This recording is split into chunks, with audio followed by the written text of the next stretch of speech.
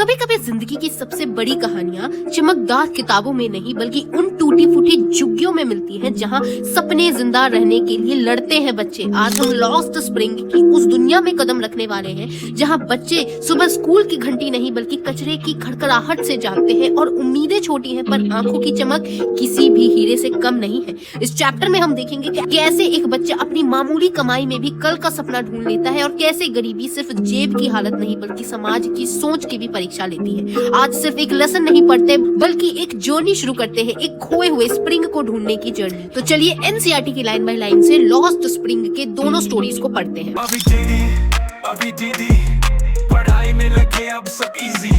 अभी दीदी तैयारी हो ऐसी कि हो success speedy. The Lost Spring Stories of a Stolen Child। ठीक है, तो यहाँ स्टोलन चाइल्ड यानी बेसिकली यहाँ पर रैग पिकर्स वगैरह जो गरीब बच्चे होते हैं उनके बारे में ये कहानी है। तो ये पहले लिखी किसने है? तो लिखी गई है, ये ऑथर के बारे में जानते हैं, दैट इज अनीस जंग ने लिखी है 1944 में, जो कि राउरकेला में बॉर्न हुई थी और इन्होंने अपना बचपन और एडोलेसेंस दोनों ही हैदराबाद में बिताया था। इन्होंने एजुकेशन कहाँ से ली थी? हैदराबाद से ली थी और यूएसए से ली थी। उनके पेरेंट्स भी दोनों ही राइटर थे और उन्होंने अपना राइटिंग करियर जो था वो इंडिया में स्टार्ट किया था। ये क्या रह चुकी है? एडिटर रह चुकी है, कॉलमिनिस्ट रह चुकी है मेजर न्यूज़पेपर इंडिया और अब्रॉड दोनों के। तो न्यूज़पेपर की एडिटर और कॉलमिनिस्ट रह चुकी है और बहुत सारे बुक की ऑथर भी है, इन्होंने किताबें भी लिखी है। ये जो अभी हम चैप्टर पढ़ने जा रहे हैं ये क्या है? बुक नाम है लॉस्ट स्प्रिंग। इस बुक की ये कहानियां हैं, कुछ कहानियां इधर, दो कहानी मेंशन्ड है, स्टोरीज ऑफ स्टोलन चाइल्डहुड। ठीक है, तो यहाँ पर उन्होंने एनालाइज किया है कि किस तरीके से पॉवर्टी, गरीबी और ट्रेडिशनल जिसके कारण बच्चों की जो जिंदगी होती कैसे एक्सप्लॉइट होती, कैसे बर्बाद हो जाती है, ये इस चैप्टर में हमें पढ़ना है। तो यहाँ पर सबसे पहली जो स्टोरी आती है that is of sometimes I find a रूपी इन द गार्बेज। उसके बाद एक और स्टोरी आती है that is I want to drive a car. तो पढ़ेंगे, तो सबसे पहले यहाँ पढ़ते हैं, बहुत इंटरेस्टिंग है, ध्यान से सुनिए। क्या होता है? Why do you do this? I ask Sahib. मतलब कि बेसिकली ये जो ऑथर है ये जा रही होती है, ये एक बच्चे को देखती है जिसका नाम था साहिब। साहिब से ये पूछती है कि तुम ये क्यों करते हो, ये क्या कर रहा है? ये एक्चुअली क्या होता है, जब भी ऑथर जाती है तो हर मॉर्निंग में ये बच्चा गोल्ड ढूंढता रहता है गार्बेज में से। तो गरीब बच्चे है ये, तो ये क्या करता है, जो भी गंदगी है, गार्बेज है, इसमें से ये ढूंढता है कि काश मुझे कोई गोल्ड का आइटम मिल जाए जिसको बेच के मैं खाना खा पाऊं, जो भी है। तो ये यही पूछती है कि तुम ये क्यों करते हो। तो अब थोड़ा सा साहिब के बारे में ये बता रही है, बताती है कि इसने, साहिब ने अपना घर लॉन्ग अगो छोड़ दिया था। ये कहाँ रहता था? ग्रीन फील्ड्स ऑफ ढाका में रहता था। ये इतने दिन पहले यहाँ आ चुका है कि अब उसको तो इसकी याद भी नहीं आती है। क्या हुआ था? बहुत सारे स्टॉर्म्स आए थे, आंधी तूफान आए थे जिसने इसका फील्ड और इसका घर उजाड़ दिया था। इसकी माँ ऐसा कहा करती थी, इसीलिए वो लोग वहां से ढाका छोड़ के यहाँ आ गए हैं और यहाँ बड़े शहरों में गोल्ड की तलाश कर रहे हैं। कहाँ से? गार्बेज में से, कचरे में से। और यही अब उसकी लाइफ बन गई है। तो ये जो सवाल पूछा ये ऑथर ने कि तुम ये क्यों कर रहे हो, तो ये क्या जवाब देता है? ये बोलता है I have nothing else to do. मेरे पास करने के लिए कुछ है भी नहीं। और इस तरीके से वो मटर करता है, मतलब ऐसे बुदबुदा के बोलता है मेरे पास तो करने के लिए कुछ है ही नहीं, ऐसे। और कहीं और देख रहा होता है, आंखों में आंख डाल के बात नहीं कर रहा होता है। तो यहाँ ऑथर बोलती है कि तुम स्कूल जाओ। ऑथर ने कहा और तुरंत ही इनको रियलाइज हुआ कि कितना ही बेकार एडवाइस मैं दे रही हूँ। किसी गरीब बच्चे को कह रही हूँ तुम स्कूल जाया करो। मतलब भाई तुम सोच सकते हो उसके पास बेसिक खाने की चीजें नहीं है और आप कह रहे तुम स्कूल जाया करो वैसे। तो यहाँ पर वो क्या बोलता है कि मेरे पास कोई स्कूल नहीं है नेबर में, यानी मेरे आसपास कोई स्कूल नहीं है, तो मैं कहाँ जाऊंगा? जब भी कोई बनाएगा स्कूल तो मैं जाऊंगा, यानी जब स्कूल बनेगा तब मैं जाऊंगा। तो ये ऐसे जोकिंगली, हाफ जोकिंगली हमारी ऑथर पूछती है क्या अगर मैं स्कूल बनाऊंगी तो तुम आओगे? तो यहाँ पर वो कहता है हाँ मैं आऊंगा और स्माइल करता है। कुछ दिन बाद की बात ये बता रही हूँ। यहाँ क्या है, ये जोकिंगली बोलती है ऑथर कि मैं स्कूल बनाऊंगी तो तुम आओगे, तो ये हाँ बोलता है, तो ये जोकिंगली चली जाती है। कुछ दिन बाद की बात बता रहे हैं। ये क्या होता है, ये इनके पास दौड़ के आता है और पूछता है क्या आपका स्कूल बन गया है? मतलब बच्चे ने सीरियसली ले लिया, उसको पढ़ने का शौक है, इससे पता चल रहा है। उसने सोचा कि सच में ये दीदी शायद स्कूल बनाएंगी मेरे लिए। तो ये ऑथर है, उन्होंने क्या बोला कि समय लगेगा बेटा, समय लगता है ना स्कूल बनाने में। इस तरीके से एम्बैरेस्ड हो गई वो सोची मैंने कैसा मजाक कर दिया कि इसको अब मैंने आशा देके छोड़ दिया। मैंने कहा कि मैं स्कूल बनाऊंगी तो मैं तो मजाक का था, लेकिन ये बच्चा के पैशन देखिए कि ये सोच रहा है कि सचमुच बनाने वाली है। ये eight having a promise that was not meant. यहाँ पर वो ऑथर ने एक ऐसा प्रॉमिस कर दिया था जिसका कोई मतलब नहीं बनता। अभी ऑथर स्कूल थोड़ी बनवाएंगी, but promises like mine abound in every corner corner of his bleak world. Bleak world मतलब इसकी जो अंधेरी दुनिया है इस बच्चे की सिर्फ यही प्रॉमिस करके नहीं छोड़ रही है, बल्कि यहाँ पर पॉलिटिशियंस वगैरह की भी बातें कर रहे हैं यहाँ पर, जो कि ये बोलते हैं कि हमें वोट दीजिए, हम आपके लिए ये करेंगे वो करेंगे, मगर कभी वो प्रॉमिसेस पूरा नहीं करते। इसलिए इसकी इस अंधेरी दुनिया में कई लोग आते हैं जो प्रॉमिसेस करते हैं लेकिन पूरा कोई नहीं करता है। कुछ महीने बाद, after months of knowing him, यानी कुछ महीने हो गए, जानकारी जान पहचान हो गई, मैंने उससे उसका नाम पूछा। तो नाम क्या है? साहिबे आलम नाम है। ये बिल्कुल ऐसे अनाउंस करके बोलता है, कैसे प्राउडली बोलते हैं, साहिबे आलम, ऐसे नाम ये बताता है। ये उसको नहीं पता था कि एक्चुअल में इस साहिबे आलम का मतलब क्या होता है। साहिबे आलम का मतलब क्या होता है? ये एक उर्दू वर्ड है जिसका मतलब क्या होता है बेसिकली लॉर्ड ऑफ यूनिवर्स, यानी पूरे जगत का राजा साहिब है ये।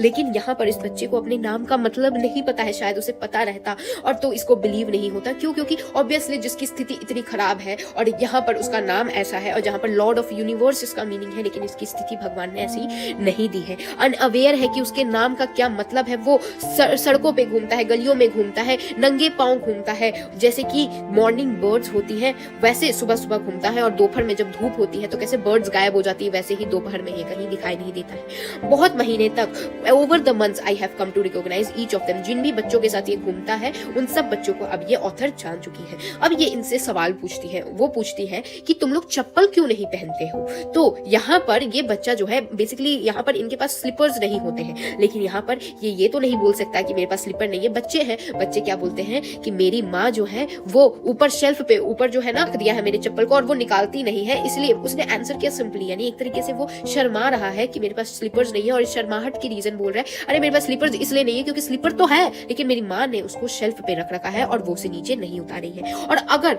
वो उतारेगी भी ना तो मैं उन्हें फेंक दूंगा। तो इस तरीके से वो लोग अपने आप को तसल्ली दे रहे हैं। और ये कौन बोल रहा है कि अगर वो उतारेगी भी तो मैं उसको फेंक दूंगा? उसने, उस बच्चे ने जूते तो पहन रखे हैं लेकिन मैचिंग जूते नहीं पहन रहे, मतलब कि कोई और जूता एक पैर में और कोई और जूता एक पैर में पहन रखे, कहीं से मिला होगा उसे। When I comment on it, he shuffles his feet and says nothing। जब यहाँ पर हमारी ऑथर ऐसे पॉइंट आउट करती है अरे तुमने तो अलग अलग जूते पहन रखे हैं, तो ये क्या करता है, ऐसे घबरा के ऐसे कैसे शर्मा जाते हैं बच्चे, वैसे शफल करता है अपने फीट को और कुछ नहीं कहता है। वो कहता है आई वांट शूज, मुझे शूज चाहिए। कौन बोलता है? थर्ड बॉय, यानी जो अगला लड़का है वो कहता है मुझे जूते चाहिए, मेरे पास आज तक पूरी जिंदगी में अभी तक मैंने एक भी जूते नहीं पहने हैं। ये कौन बोलता है? थर्ड बॉय बोलता है। ट्रैवलिंग अक्रॉस द कंट्री, यहाँ पर ये ऑथर दुनिया घूम चुकी है तो उन्होंने बच्चों को देखा है किस तरीके से नंगे पांव सिटीज में, विलेजेस के सड़कों पे चलते रहते हैं। तो बच्चे के पास अगर नहीं होता है, गरीब बच्चों के पास, तो वो एक तो यहाँ एक एक्सप्लेनेशन आप देख सकते हैं, जहाँ एक बच्चे ने कहा कि मेरी माँ ने उसको शेल्फ पे रख रखा है और वो उतार नहीं रही है। यहाँ एक बच्चा कहता है अगर वो उतारेगी भी तो मैं नहीं पहनूंगा, और एक बच्चा चाहता है कि वो जूते पहने क्योंकि उसने आज तक कहीं कभी भी जूते पहने ही नहीं है। और यहाँ पर ऑथर बोलते हैं कि ऐसे बहुत सारे रीजंस, बहाने बनाते हैं बच्चे, जैसे कि बोलते हैं कि यहाँ का तो ट्रेडिशनल ही है कि यहाँ पर लोग नंगे पांव चलते हैं इसीलिए शायद चलते हैं, और ये सारे एक्सक्यूज है ताकि इनको एक्सप्लेन ना करना पड़े कि किस तरीके से ये गरीबी से जूझ रहे हैं। I remember a story of a man from Udupi. इनको उदुपी से एक इंसान की स्टोरी याद आता है जो बताते थे। वो बताते थे कि as a young boy he would go to school past an old temple where his father was a priest. तो यहाँ पर जो लड़का था, यंग बॉय थे, वो क्या स्कूल जाते थे ओल्ड टेम्पल के साइड में जहाँ पर उनके जो फादर थे वो प्रीस्ट थे। He would stop briefly at the temple. Temple पे वो थोड़ा सा रुकता था और प्रे करता था। किसके लिए? पेयर ऑफ शूज के लिए, कि मुझे कोई जूते दिलवा दीजिए, हे भगवान जी प्लीज मुझे जूते दिलवा दीजिए। 30 साल बाद जब I visited his town and the temple, जब 30 साल बाद उसी सेम टाउन और टेम्पल को देखा गया तो वहां पर क्या था, बैकयार्ड में जहां पर बहुत सारे नए नए प्रीस्ट आ गए थे, 30 साल हो गए भाई, तो वहां पर रेड और व्हाइट प्लास्टिक चेयर्स थे। वहां पर एक यंग बॉय जो उसने ग्रे यूनिफॉर्म पहन रखी थी, सॉक्स पहन रखी थी, शूज पहन रखी थी, अराइव होता है, आता है पेंटिंग और यहाँ थ्रो करता है, फेंकता है अपना स्कूल बैग, फोल्डिंग बेड, वहां बेड खटिया लगा रखा था वहां फेंकता है। लुकिंग एट द बॉय, उस लड़के को देखने के बाद ऑथर को रिमेंबर, याद आता है कि वो बच्चा जो प्रेयर कर रहा था गॉडेस से कि हे भगवान जी प्लीज मुझे दे दीजिए, एक पेयर ऑफ जूते दे दीजिए। The goddess has granted his prayer, यानी कि उन भगवान ने उस लड़के की प्रेयर सुन ली। Young boys like the son of the priest, जो यंग बॉयज जैसे कि यहाँ पर जो पंडित है उनका बेटा है, अब वो जूते पहन रहा है। लेकिन आज भी यहाँ रैग पिकर्स जो मेरे नेबरहुड में है वो शूलेस घूमते हैं, यानी वो बिना जूतों के घूमते हैं। My acquaintance with the barefoot rag pickers, यानी जो नंगे पांव रैग पिकर्स होते हैं, यहाँ पर ऑथर जो है उनका क्यूरियोसिटी बढ़ा और ये सीमापुरी चली गई। सीमापुरी क्या है? दिल्ली के पेरिफेरी पे ये है, जो कि 8 माइल्स अवे फ्रॉम इट की बेसिकली दिल्ली का मतलब आप समझते हैं, दिल्ली सुनते ही ऐसा लगता है क्या मस्त पॉश सिटी होगी, मेट्रो सिटी होगी, लेकिन यहाँ पर जो सीमापुरी है ये दिल्ली के पेरिफेरी पे ही है, लेकिन यहाँ पर दिल्ली से बहुत अलग है। यहाँ पर गरीबी, यहाँ पर ऐसा समझिए स्लम एरिया है ये। ओके, तो ये वहां की बात कर रही है। Those who lived here are squatters who came from Bangladesh back in 1971. तो 1971 में बांग्लादेशी लोग जो आए थे वही यहाँ पर सीमापुरी में रहते हैं और साहेब की जो फैमिली है उनमें से ही एक है। Seemapuri was then a wilderness. Still it is, but it is no longer empty. ये खाली अब नहीं है।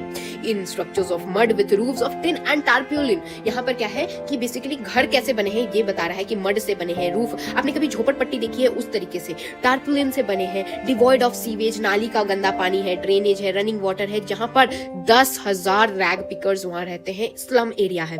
They have lived here for more than 30 years, 30 साल हो गए हैं यहाँ रहते रहते, और विदाउट आइडेंटिटी, यानी कि बेसिकली इलीगल इमिग्रेंट्स हैं जो कि बिना आइडेंटिटी के यहाँ रह रहे हैं, विदाउट परमिट्स, बट फिर भी इनके पास राशन कार्ड है और that their names on voter list भी है, जिससे ये क्या कर सकते हैं, राशन शॉप से खाना ले सकते हैं जहां पर सस्ता पड़ता है। यहाँ खाना क्या पता चलता है कि सर्वाइवल के लिए ज्यादा जरूरी होता है देन आइडेंटिटी। आइडेंटिटी हो ना हो फर्क नहीं पड़ता, लेकिन खाना इनके जीवन के लिए जरूरी है। एक ग्रुप ऑफ वुमेन जो है वो क्या कहती है कि अगर हम अपने बच्चों को, अपनी फैमिली को खाना खिला सकते हैं, उनको बिना पेट दर्द के सोने जाने दे, यानी कि बेसिकली पेट भरा सोने दे, वो ज्यादा अच्छा होगा रादर देन हम लीगली यहाँ पे बांग्लादेश में रहें जहां पर कोई खाने की सुविधा नहीं है। तो ये लोग अब इलीगल होके भी लेकिन अगर खाना मिल रहा है तो ये वो प्रेफर करेंगी। ये वुमेन टार्टेड इन साड़ी। ऑथर ने पूछा कि इतनी सुंदर जगह आपकी अपनी जगह थी, वहां ग्रीन फील्ड्स थे, रिवर्स थे, आप क्यों छोड़ के आए? तो ये जवाब दिया है वुमेन्स ने। वेरेवर दे फाइंड फूड, जहां भी उनको खाना मिलता था वहां पर वो अपना टेंट लगा लेते हैं और वो बिकम ट्रांजिट होम, यानी उस समय के लिए वो उनका घर बन जाता है। चिल्ड्रन उसी तरीके से ग्रो करते हैं और यहाँ पर वो बन जाते हैं पार्टनर्स इन सर्वाइवल, यानी जीने के लिए ये जो खाने ढूंढने की प्रक्रिया है इसमें सर्वाइवल के वो भी पार्टनर बन जाते हैं, वो भी काम करते हैं। And the survival in Seemapuri means rag picking, यानी अगर आपको सीमापुरी में सर्वाइवल चाहिए, अगर आपको जिंदा रहना है तो ऐसा नहीं कि जॉब कर ले वो कर ले, नहीं, रैग पिकिंग यानी कि आपको कचरा ही उठाना पड़ेगा। Through the years it has acquired the proportions of a fine art, garbage to them is a gold. यहाँ गोल्ड का मतलब क्या है, यहाँ पर उनके लिए कचरा ही गोल्ड है। It is their daily bread, वही उनकी रोजी रोटी है और यही वो छत है जिसके नीचे वो रहेंगे। और अगर वो छत लीक भी कर रही है, यानी कि जब बारिश होती है तो ऑब्वियसली कच्ची घर है तो लीक भी कर रही है, लेकिन एक बच्चे के लिए ये बहुत ज्यादा है, यानी कि इनके लिए ही कचरा ही गोल्ड है और यही गोल्ड इनको ब्रेड यानी खाना दे रहा है, घर पे रहने के लिए छत दे रहा है। भले ही वो छत टूटी हुई है, लीक कर रही है, लेकिन एक बच्चे के लिए बहुत इंपॉर्टेंट है। साहिब क्या कहता है कि अगर कभी उसने 1 रुपया या फिर कोई 10 रुपये का नोट भी पाया है कभी कभी कचरे में, और ऐसा कह के वो बहुत खुश हो रहा है, यानी आईज लाइटेंड अप है, यानी देखिए उसके लिए जरूरत क्या है, 1 रुपया भी अगर उसको मिल रहा है, 10 रुपया भी मिल रहा है तो वो कितना खुश है। When you can find a silver coin in a heap of garbage, you don't stop scrambling. There is a hope of finding more. और अगर कभी आप सिल्वर की कॉइन कचरे में से ढूंढ लेते हैं, पर ये लोग रुक नहीं जाते हैं कि अब नहीं खोजेंगे, कॉइन तो मिल गया, इनके पास एक होप आ जाती है कि शायद और सिक्के भी होंगे। It seems that for children garbage का बहुत महत्व है और यहाँ पर डिफरेंट है पेरेंट्स के रूप में, यानी जो पेरेंट्स को जिस तरीके से ये गार्बेज को देखते हैं, बच्चे कुछ अलग तरीके से देखते हैं। चिल्ड्रन के लिए ये क्या है, एक रैप्ड वंडर है। जैसे आपको गिफ्ट्स मिलते हैं तो गिफ्ट्स क्या होता है, रैप्ड होता है और आपको ऐसा बिल्कुल क्यूरियस होता है कि गिफ्ट के अंदर होगा क्या। वैसे इन बच्चों के लिए ये जो कचरा है ये भी एक तरीके से वंडर ही है, जिसमें ये लोग बहुत ही ज्यादा क्यूरियस होते हैं कि ये आखिर क्या होगा इसके अंदर, क्या पता आज मुझे 1 रुपया का सिक्का मिले, क्या पता मुझे 10 रुपया का सिक्का मिले, इस तरीके से। और अगर बड़ों के लिए बात की जाए तो बड़ों के लिए ये सर्वाइवल यानी जीने का तरीका है। एक विंटर मॉर्निंग जब इन्होंने, ऑथर ने साहिब को देखा फेंस्ड गेट पे खड़े हैं, कहां पर एक नेबरहुड क्लब होता है, जैसे कि क्रिकेट क्लब्स होते हैं, वहां पर गेट पे जाके वो खड़ा है, देख रहा है 2 यंग मैन को। 2 यंग मैन जो है उन्होंने व्हाइट पहन रखा है और टेनिस खेल रहे थे। तो ये जो साहिब है वो उनको देख रहा होता है और कहता है कि मुझे ये गेम बहुत पसंद है। Content to watch it standing behind the fence, I go inside when no one is around, मैं तब जाता हूं जब यहाँ पर क्लब में कोई खेल नहीं रहता है ना, तब मैं इसके अंदर जाता हूँ। The gatekeeper let's me use the swing, और गेटकीपर मुझे स्विंग यूज करने देता है। Sahib two is wearing tennis shoes, Sahib जो है उसने एक टेनिस शूज भी पहन रखे हैं जो कि थोड़े स्ट्रेंज दिख रहे हैं उसके डिस्कलर शर्ट्स और शॉर्ट्स के आगे, यानी कि उसने डिस्कलर शर्ट्स और शॉर्ट्स पहन रखे, लेकिन जो शूज पहन रखे हैं ना वो थोड़े डिफरेंट है। वो क्या है, कहता है कि किसी ने मुझे ये दिया है, fact that they are discarded, किसी ने इसे छोड़ दिया था तो मुझे ये मिल गया है, इसीलिए ये टेनिस शूज है। ये किसी रिच बॉय का है, कोई अमीर लड़का है उसने दिया है। Who perhaps refused to wear, वो पहनना बोला होगा कि अरे पापा मैं नहीं पहनूंगा, them because of the holes in one of them, यानी इस शूज में एक जगह होल है कहीं पे, तो ये अमीर लड़का है वो बोलता है मैं नहीं पहनूंगा, इसीलिए यहाँ पर साहिब को ये जूते मिल जाते हैं। लेकिन इसको फर्क नहीं पड़ता, इसको तो जूते से मतलब है, इसके अंदर होल से मतलब नहीं है। For one who has walked barefoot, जो नंगे पांव चला हुआ है, अगर एक शूज होल वाला भी शूज मिल जाए तो उसके लिए सपने से कम नहीं है। But the game he is watching so intently mentally is out of his reach. चलो जूते तो मिल गए, लेकिन इतने अच्छे से जो ये गेम को देख रहा है, टेनिस को देख रहा है, ये कभी शायद खेल ना पाए, ये उसके रीच के बाहर है। दिस मॉर्निंग, इस सुबह सहेब कहाँ जा रहा है? On his way to milk booth, दूध की दुकान पे जा रहा है। उसने क्या हाथ में स्टील की कैंस्टर ले रखी है। और यहाँ पर जब ऑथर पूछती है तो ये क्या बताता है कि अब से मैं कहाँ वर्क करता हूँ? एक चाय की टपरी यानी टी स्टॉल पे वर्क करता हूँ, डाउन द रोड, यानी सड़क के नीचे एक टी स्टॉल है, वहां मैं काम करता हूँ। He says Poynting at a distance, एक दूरी दिखा के बोल रहा है मैं वहां काम करता हूँ, मेरे को 800 रुपए दिए जाते हैं और साथ में जितने भी मेरे खाने पीने का सामान होता है वो वही देते हैं। और does he like the job, क्या उसको ये जॉब पसंद है? जब ऑथर ने पूछा तो his face I see has lost the carefully look, यानी जो पहले वो बिल्कुल खुला खुला केयरफ्री रहता था, अब जब वो किसी का नौकर बन गया है तो यहाँ वो जो चेहरा था अब वो डल पड़ गया था। वो दूध लाने के लिए कैन ले जा रहा था, वो हैवियर था than the plastic bag. Basically यहाँ पर उस सेंस में हैवियर नहीं बोल रहा है कि जो पहले प्लास्टिक बैग से वो कचरे इकट्ठा किया करता था वो अपनी मर्जी से अपने हिसाब से करता था, खुशी से करता था, लेकिन अब जब किसी का नौकर बन गया है, ये जो कैन उसने हाथ में पकड़ रखा है, ये जब चाहे वो उसको ऑर्डर दे सकता है, उसकी जिंदगी के कोई भी डिसीजन उसके हाथों में नहीं है, तो ये उसकी जिंदगी के लिए हैवी ही है। कि जो बैग था जिसमें वो कचरे इकट्ठा किया करता था वो उसका था, उसको बिलोंग करता था, लेकिन जो कैंस्टर जो यहाँ पर वो दूध लेने के लिए जो कैन ले जा रहा है वो उस इंसान का बिलोंग करता है जिसका टी शॉप है। और साहिब जो है वो अब खुद से अपने डिसीजन नहीं ले सकता है, वो अपना खुद का मास्टर नहीं है, बल्कि कोई और अब उसके डिसीजन लेगा, कोई और उससे काम कराएगा, बोलेगा अरे भाई जा उधर से वो काम कर, ये काम कर, वो काम। तो इस तरीके से कैसे एक गरीब की जिंदगी इलस्ट्रेट की गई है। तो इसका पार्ट 1 हमने कंप्लीट कर लिया है। चलिए शुरू कर रहे हैं। I want to drive a car. यहाँ Mukesh insist on bearing his own master, I will be a motor mechanic, he announces. ये क्या मुकेश है? ये बोलता है कि मैं एक मोटर मैकेनिक बनना चाहता हूँ, इस तरीके से अनाउंस करता है। Do you know anything about cars? I asked, यानी ऑथर ने उससे पूछा कि ठीक है तुम मोटर मैकेनिक तो बनना चाहते हो, लेकिन क्या तुमको कार्स के बारे में कुछ भी नॉलेज है? तो ये कहता है मैं सीख जाऊंगा कि कार कैसे चलाते हैं। Looking straight into my eyes, यानी कि बिल्कुल कॉन्फिडेंट है और आंखों में आंखें डाल के कह रहा है कि मैं सीख जाऊंगा, मैं कार कैसे चलाऊंगा। His dream look like a mirage amidst the dust of street that filled his town Firozabad. तो अब यहाँ क्या बोल रहे हैं? फिरोजाबाद की कहानी बता रहे हैं। फिरोजाबाद जो कि बैंगल्स के लिए फेमस है, यहाँ पर इसका सपना है कि मैं मोटर मैकेनिक बनूं, मैं सीख जाऊंगा कार, ये इतना कॉन्फिडेंट है और इसका ये सपना इस तरीके से लग रहा है जैसे मिराज। मिराज यानी अगर आप कभी गए होंगे तो क्या होता है डेजर्ट वगैरह में देखने को मिलता है, जहां पर दूर क्या लगता है कि पानी है, जबकि जब इंसान पास जाता है तो वहां कुछ भी प्रेजेंट नहीं होता है। तो इसका सपना भी उसी की तरह है। क्यों? क्योंकि यहाँ पर डस्ट ऑफ स्ट्रीट्स, जहां फिरोजाबाद में ये रहता है, बैंगल्स यहाँ फेमस होते हैं। Every other family in the Firozabad, Firozabad में हर फैमिली जो है वो बैंगल्स ही बनाती है। In the centre of the India glass bowling industry where families have spent generations working around furnaces, यानी बेसिकली इस पैराग्राफ में क्या कह रहा है कि फिरोजाबाद जो फेमस है बैंगल्स के लिए, इसमें हर परिवार बैंगल ही बनाता रहता है। ये ऐसा इंडिया का सेंटर है जिसको ग्लास बाउलिंग इंडस्ट्री है, जहां पर सारी फैमिलीज जनरेशन से यानी दादा पोता सब यहाँ पर क्या करते हैं, वर्क करते हैं। फर्नेस में चूड़ियां कैसे बनती है? फर्नेस में बनती है, वेल्डिंग ग्लासेस होते हैं और चूड़ियां बनाते हैं। ये चूड़ियां सारे लोग यानी पूरे जितनी भी यहाँ पर लोग हैं यानी पूरे देश के लोगों के लिए चूड़ियां यहीं से बनती है मोस्टली। यहाँ मुकेश की फैमिली भी उनमें से ही एक है। नन ऑफ देम नो कि यहाँ पर इलीगल होता है बच्चों को काम कराना ग्लास फर्नेसेस में, वो भी हाई टेम्परेचर वहां रहता है। यहाँ चाइल्ड लेबर वाली बात इनको नहीं पता है ये लोगों को। In dingy cell without air and light, ये जहां बनते हैं बैंगल्स वहां पहले तो टेम्परेचर हाई रहता है, सेल्स बहुत डिंगिंग होते हैं और एयर नहीं होते हैं, लाइट नहीं होते। सेल यानी कि रूम जो होता है ना, रूम बिल्कुल ऐसा समझिए कि बिल्कुल काला सा अंधेरा रूम होता है, कोई हवा का स्रोत नहीं। यहाँ पर बच्चों को भी ये काम कराते हैं जो कि इलीगल होता है, लेकिन इनको पता नहीं है। इफ इन्फोर्स्ड, अगर ये लॉ इन्फोर्स कर दिया गया, अगर इन लोगों को बताया गया तो शायद 20,000 बच्चे इस गर्म फर्नेसेस से, जहां ये कभी दिन को देख नहीं पाते हैं और ये अपनी आंखों की रोशनी खो देते हैं, ये 20,000 बच्चों की जिंदगी शायद संवर जाए। मुकेश की आंखें जो हैं beam as his volunteer to take me home. यहाँ पर जो मुकेश है वो क्या चाहता है कि जो ये दीदी है मेरे साथ, ये मेरे साथ घर चले। और यहाँ पर ये बहुत ही ज्यादा प्राउडली कहता है कि ये घर रीबिल्ट है, यानी कि मेरे घर में रिन्यूएशन हुआ है। आपको पता है, बहुत प्राउडली कहता है। तो आपको क्या लग रहा है, रिन्यूएशन हुआ होगा तो कैसा मस्त घर रिन्यू हो गया होगा? नहीं। अभी आगे पढ़िए। We walk down stinking rail lanes, क्या है, गंदी बदबू आ रही थी। यहाँ उसका घर है, कैसे बता रही है वो कि गंदी बदबू आ रही थी उस सड़क पे। चोक्ड विद गार्बेज, खाली कचरा ही कचरा है। Past home that remains hovels with crumbling walls, walls गंदे हैं। वॉबली डोर्स हैं, कोई विंडो नहीं है। क्राउडेड है, बहुत सारे सारे लोग एक जगह पे स्लम एरिया समझिए रह रहे हैं, जहां पर humans and animals coexisted in a perennial stage, मतलब बहुत ही गंदा स्टेट पे ये लोग, ये घर की स्थिति बेसिकली रास्ते से जो जा रही है वहां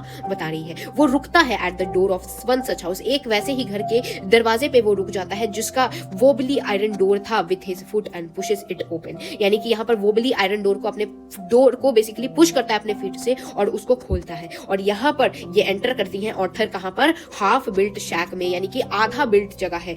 in one part of it thrashed with dead grasses, यानी कि जो घास फूस एक तरफ रखी हुई है, इज अ फायरवुड स्टोव, यानी कि यहाँ पर क्या रखा है, यहाँ पर रखा हुआ है एक चूल्हा रखा हुआ है जहां पर बड़े बड़े लार्ज वेसल्स है जिसमें जिजलिंग स्पिनच लीव्स हैं। तो जो गरीब लोग होते हैं उनके पास खाने के लिए नहीं होता है, तो वो सिर्फ पत्ते ही खाते हैं, तो ये यहाँ पर बता रही है। जमीन पे क्या था, ऑन द ग्राउंड एल्यूमिनियम के प्लेट्स रखे हुए थे, ऐसे बड़े बड़े एल्यूमिनियम के आते हैं वैसे रखे हुए थे, तो बड़े बड़े एल्यूमिनियम के प्लेट्स रखे हुए थे और सारे चॉप्ड वेजिटेबल्स जो भी सब्जियां थी वो काट के जमीन पे रखी हुई थी। और frail young women is cooking the evening meal, यानी शाम का भोजन कौन बना रही थी, एक यंग वुमेन बना रही थी, वो भी पूरे परिवार के लिए। Through eyes filled with smoke she smiles, मतलब बेसिकली चूल्हे पे जब खाना बनता है तो बहुत ज्यादा स्मोक निकलती है, तो आंखों में पूरा ऐसा धुंधला हो रखा था, फिर भी जैसे ये देखती है कि ऑथर आई है तो ये उनको स्माइल करती है। वो जो लेडी थी वो वाइफ थी किनकी, मुकेश के बड़े भैया की वाइफ थी। Not much older in years, ज्यादा बूढ़ी नहीं थी, लेकिन she has begun to command respect as the bahu, उनको क्या बुलाया जाता था, बहू, और हमारे भी यहाँ बहू ही बुलाया जाता है, तो ये मुकेश की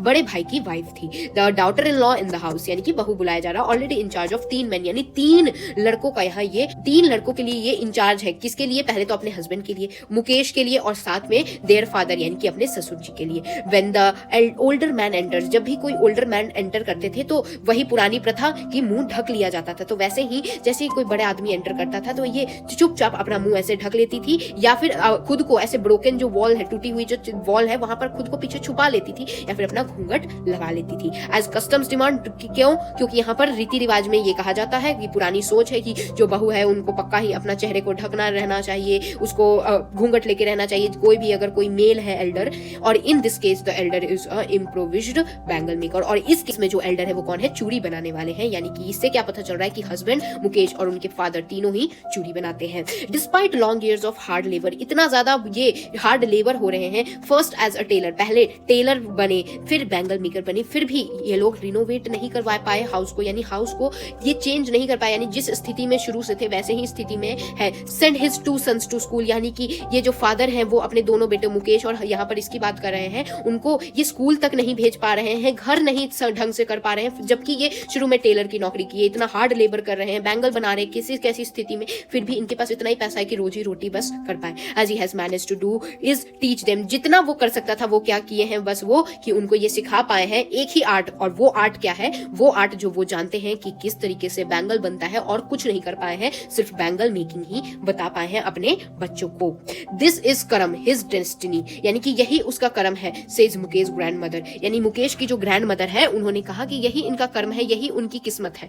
who has watched her own husband go blind, यानी क्या है ये गो ब्लाइंड का मतलब, बेसिकली क्या होता है कि जो डस्ट होता है पॉलिश्ड ग्लास बैंगल्स में से, उसके छोटे छोटे कण आंखों में चले जाते हैं, जिससे कुछ दिनों बाद जो आदमी बार बार ये बैंगल मेकिंग के काम आता है ना, वो 50-60 के बाद वो कंप्लीटली ब्लाइंड हो जाता है। तो वही यहाँ ग्रैंड मदर कह रही है कि यही हमारी किस्मत है, इन्होंने अपने खुद के पति को अंधा होते देखा है। Can a God given lineage ever be broken, यानी जो पिछले जमाने से चलते आया है, हमारे दादाओं ने भी यही काम किया है, मेरे हस्बैंड भी यही काम कर रहे हैं, तो क्या इसको कभी तोड़ सकते हैं, नहीं। Born in the caste of bangle maker, हम लोग ऐसे कास्ट में जन्म लिए हैं, बैंगल मेकर्स के कास्ट में जन्म लिए हैं कि हमें सिर्फ बैंगल्स ही देखना होता और कुछ घर में है ही नहीं। In the house in the yard, यानी घर में भी यही देखना है, बाहर भी देखना है, और आगे पीछे आप जितने भी घर देख लीजिए सब जगह आपको बैंगल्स ही दिखेगा, ये बैंगल्स मेकर की कास्ट ही है। एवरी अदर आर्ट, दूसरों के भी आप आंगन में दिखेगा, वहां भी यही मिलेगा, हर गली में भी आपको यही मिलेगा, यहाँ तक कि फिरोजाबाद के। Spirals of bangles, Sunny gold हो गया, पैडी ग्रीन हो गया, रॉयल ब्लू कलर के बैंगल्स, पिंक, पर्पल, हर कलर के बैंगल्स, यहाँ पर 7 डिफरेंट कलर्स ऑफ रेनबो, इस तरीके से माउंट है अनकेम्प्ड यार्ड, यानी एक तरीके से ऐसे पाइल करके पूरा ऐसा ढेर बना के रखा हुआ है, किस पे, व्हील्ड हैंड कार्ट पे, जिसपे ये लोग बेचने जाएंगे बेसिकली। और pushed by young mens along the narrow lanes, यानी कि इसको पूरा गट्ठर बना के कहा, जो यंग मेंस है वो इनको गलियों के थ्रू इस तरीके से पुश करके ले जा रहे हैं। And in the dark hutments next to the lines of the flames of the flickering old lamp sit boys and girls with their father and mother, यहाँ पर अंधेरे से रूम में, जहां पर बिल्कुल फ्लिकरिंग ओल्ड लैम्प्स, यानी कि लाइट भी नहीं है, यहाँ लड़के और लड़कियां बैठती हैं अपने माता और पिता के साथ, और यहाँ वेल्डिंग होती है किसकी, ग्लास बैंगल्स की। कैसे सर्कल बनाया जाता है इस तरीके से ग्लास का, और इनकी आंखें जो है इस तरीके से एडजस्ट हो गई है। मैं तो कब से कह ही जा रही हूँ कि यहाँ पर ये क्या है कि कम लाइट है, लेकिन इन बच्चों की जिंदगी ही ऐसी हो गई कि इनकी आंखें एडजस्ट हो गई हैं कि ये जितना darken than the light outside में भी ये लोग एडजस्ट हो चुके हैं। That's why they often end up closing their eyesight before they become the adults. यहाँ बेसिकली क्या बात करें कि बेसिकली ये अंधे हो जाते हैं, ब्लाइंड हो जाते हैं इससे पहले कि वो अडल्ट बन पाए। Savita, a young girl in the drab pink dress, एक बहुत ही यंग गर्ल है, ड्रैब पिंक ड्रेस इसने पहन रखा है। वो कहाँ है? Sit along a elderly woman, यानी एक एल्डर वुमन के साइड में ये यंग गर्ल बैठी हुई है। शोल्डर कर रही है किसको? ग्लास पीसेस को चिपका रही है। As her hands move mechanically like the tongs, मतलब इनको इतनी आदत हो गई है कि इतनी फास्ट ये इस तरीके से चिपका ले रही है जैसे कि एक मशीन हो। आई वंडर, यहाँ पर ऑथर को वंडर हो रहा है कि अगर she knows the sanctity of the bangles she keeps making, it symbolises an Indian woman's suhag. तो क्या इसको पता है कि जिस बैंगल को ये बना रही है, इस बैंगल का महत्व क्या है इंडियन में? इंडिया में बैंगल का मतलब वुमेन का सुहाग होता है, यानी वो क्या है? मैरिज के लिए ऑस्पिशियस होता है, यानी कि जिनकी शादी हो गई होती है वो लोग ये लोग पहनते हैं। It was drawn on her suddenly one day when her hands is draped with red wheel. ये कह रही है कि एक दिन इस लड़की, सविता की बात कर रही है, इस यंग लड़की का एक दिन इसकी भी शादी हो जाएगी और इसको भी एक लाल घूंघट पहना दिया जाएगा with her hands dried red with Hina, यानी मेहंदी लगाई दी जाएगी और यही लाल बैंगल इनके रिस्ट में पहना दी जाएगी। उस दिन ये ब्राइड बन जाएगी, यानी दुल्हन बन जाएगी, वैसे ही जैसे कि ओल्ड वुमेन्स बिसाइड हर, जैसे कि और सारी वुमेन्स बनी थी कुछ साल पहले।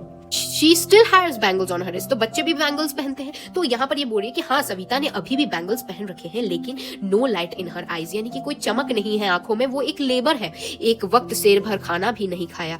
She says, वो क्या कहती है कि मैंने एक बार भी पेट भर के खाना नहीं खाया। In a voice drained of joy, यानी बिल्कुल ही उदासी में कहती है। She had not enjoyed a full meal, यानी एक बार पूरा मील अपनी पूरी जिंदगी में कभी नहीं खाया है। That's what she has reaped, यानी यही बात को वो कह रही है, यही बात का उन्हें अफसोस है। हर हस्बैंड, उनके जो हस्बैंड है, an old man with a flooring beard, तो इनकी एक लंबी सी मूंछ है। I know nothing accept bangles, ये कहती है कि मुझे बैंगल्स के सिवा कुछ नहीं आता है। All I have done is to make house for my family, मैंने जो किया है वो जो किया है सिर्फ अपने परिवार के लिए घर ही बनाया है जिसमें आज वो रहते हैं। तो ये आदमी जो है, ये जो कहते हैं, इनको सुनने के बाद one wonders if he has achieve what may have failed in their lifetime but has a roof over his head, यानी ये कितने ग्रेटफुल है कि इनके सर पे छत तो है कम से कम। The cry of not having money do nothing except carry on the business of making bangles, यहाँ पर पैसे नहीं है इसलिए शायद ये लोग बिजनेस ऑफ बैंगल्स को, चाहे ये कितना भी ये अंधे भी हो जा रहे हैं, जानते हैं, फिर भी ये लोग कुछ नहीं कर सकते हैं। Not even enough to eat money, यानी इतना भी पैसा नहीं है कि ये खाना खा पाए। रिंग इन एवरीडे हाउस, यानी कि हर घर की यहाँ